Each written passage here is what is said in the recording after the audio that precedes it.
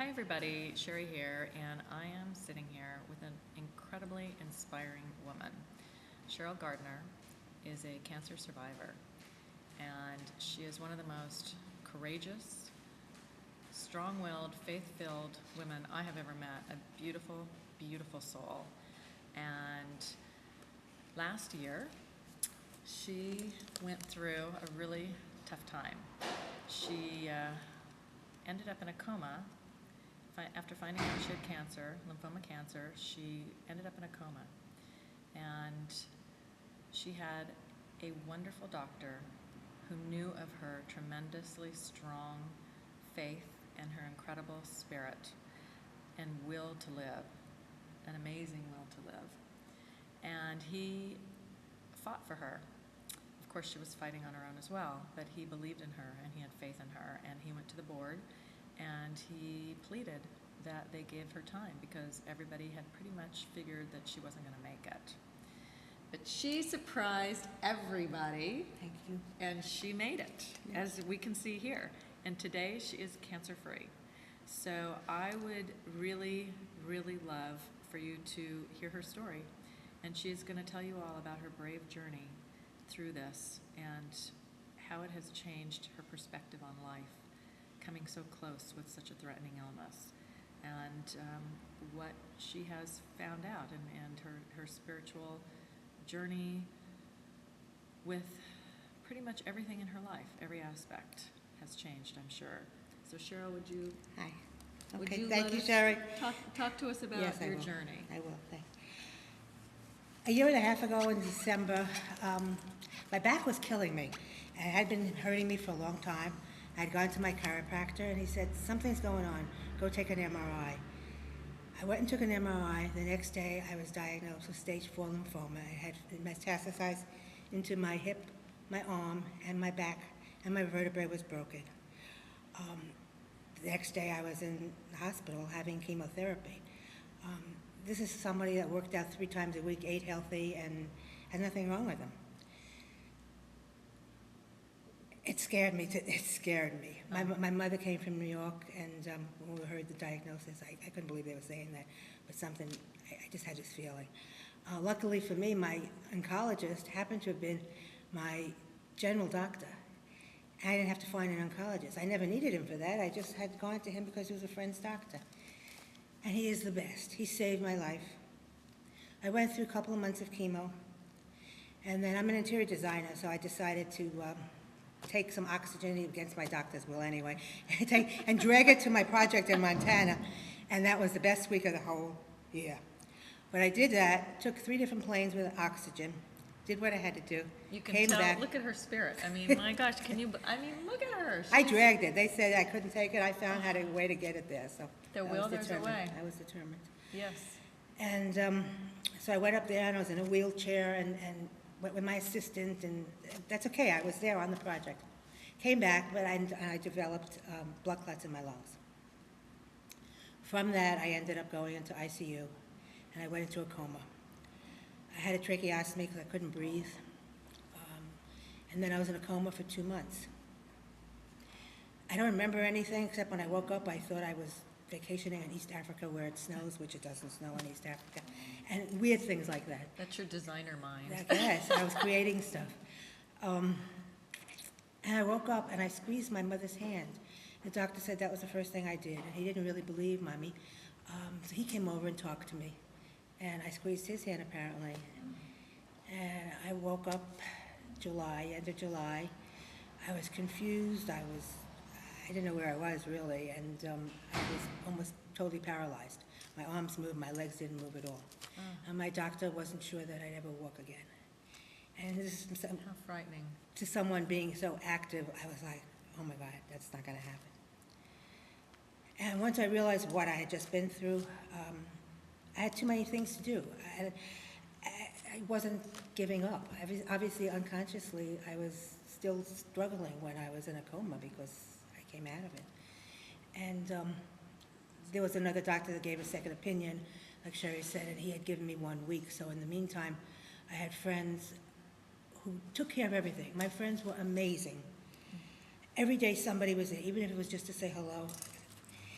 Someone took care of my office and my projects, and someone else took care of my washing my clothes and things like that. Everyone kind of jumped in and did what they do best. And I'm getting the goosebumps, guys, talking about it. So when I got out of the coma, I needed to have some therapy. I also ended up with very bad neuropathy because they didn't move me enough in the coma. It was very, very painful. And they sent me to a nursing home. Disgusting. And I was the youngest person there, so I was probably the only one that was able to really talk. And being a previous social worker, I had all these things to say about what was going on, which is true. But I was there for therapy, which I didn't get at the first place. I ended up leaving that place, going back to the hospital, because I had problems with my breathing. And then they sent me to another nursing home. And at that other nursing home was a little better, but I started to walk with a walker and do some therapy, and I took extra therapy. I told them I wanted to have extra, like 3 hours a day instead of the only hour that they gave. I developed pneumonia there. So these are all blessings in disguise, because then I ended up back at Cedars. And I had been fighting with my insurance company to pay for the 7th floor at Cedars, which is acute rehab, and they only take certain people that they feel can do 3 hours a day and that have the spirit to get through walking or whatever their disability is. So by me being back at the hospital and the insurance company paying for the hospital anyway, they finally said okay to pay for the 7th floor. And so I got 12 days of intense therapy.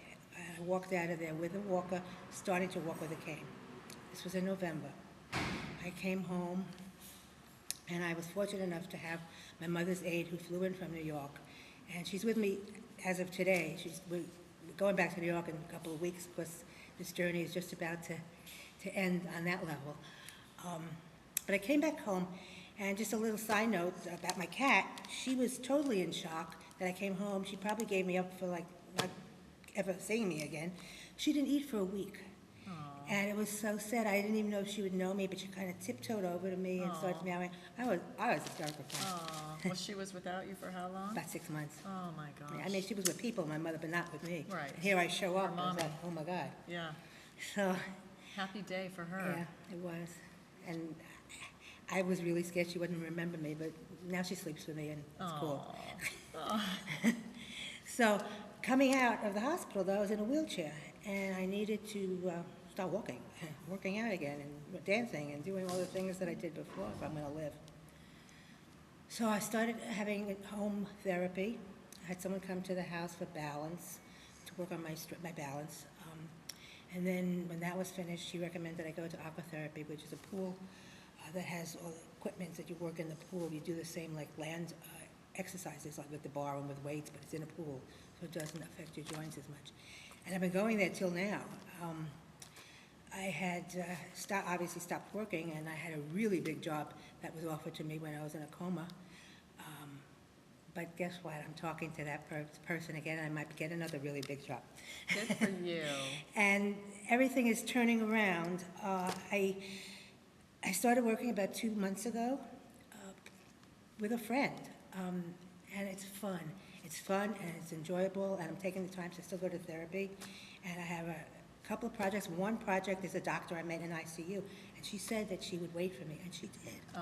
She saw me sitting at her table saying, I can't believe you're sitting here, because she had also thought I did, she said that, but she didn't think I'd ever get through it. So what I found out from this whole thing is to take every day make every day really important. Do not sit around and be idle. And the value of friends, if it wasn't for my friends supporting me and my higher power believing that I can get through, I never would have made it. I'm a person that doesn't take no for an answer when I'm conscious, so my unconscious must have been doing the same thing, and it's like, no, I'm not ready to go yet. Basically, that's what I learned from this, and I'm cancer-free now, and walking without a cane. I threw the cane away about 3 weeks ago, and I'm just excited about looking, feeling, and acting like a normal person. I can say, I knew Cheryl because I worked with her on a couple of projects, and seeing her today just made my heart sing. I mean, she is beautiful. She is just a beautiful human being, and to see her doing so well really makes me happy.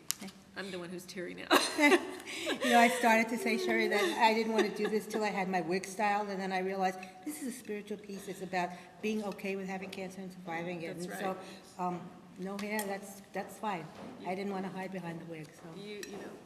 You're beautiful. Thank you so much for sharing this story with us. Isn't she wonderful? Thank you. She's my idol. Thank you. Beautiful.